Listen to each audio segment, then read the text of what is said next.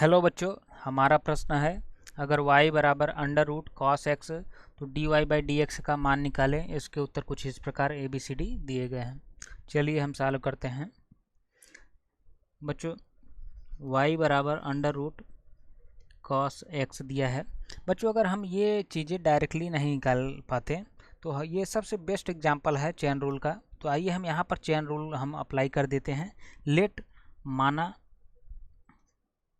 तो हम देखेंगे हमारा ये कितना आसान हो जाएगा। z बराबर कॉस एक्स, तो ये फंक्शन हो जाएगा ये z का, तो हम इसको लिख सकते हैं z की पावर 1/2। अब यहाँ से हम dy बाई डी जेड ये निकाल सकते हैं। तो ये हो जाएगा अगर हम इसका जब अवकलन करेंगे तो ये जो है अवकलन हमारा ये हम जानते हैं ये आ जाएगा 1/2 और फिर z की पावर -1, तो ये हो जाएगा 1/2 अंडर रूट का z।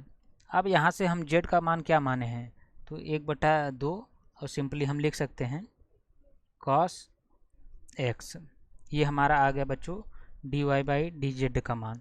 अब चूँकि हमने z बराबर cos x माना है तो बच्चों हम यहाँ से dz बाई डी एक्स लिख सकते हैं। यहाँ से हम क्योंकि z है x का फंक्शन है, तो यहाँ से अगर हम देखें तो d by D x cos x. अभी कॉस एक्स का जो है अवकलन है x के सापेक्ष वो होता है माइनस का साइन x। अब बच्चों हमने मान निकाल लिया है। अब हमें निकालना क्या है, dy by D x.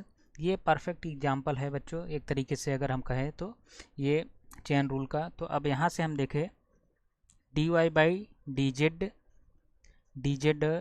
D x, यही हमारा चेन रूल होता है और चेन रूल यही होता है।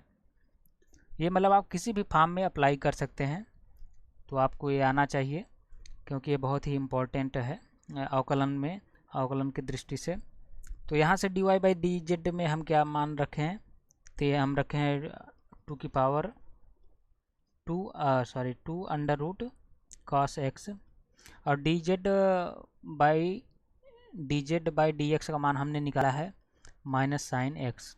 तो यानी हमारा जो फाइनल आंसर हो के आएगा वो माइनस का साइन एक्स 2 अंडर रूट का ये हो जाएगा कॉस एक्स, यानी -1/2 sine x under root cos, यानी हमारा जो है डी ऑप्शन करेक्ट आंसर है। Thank you.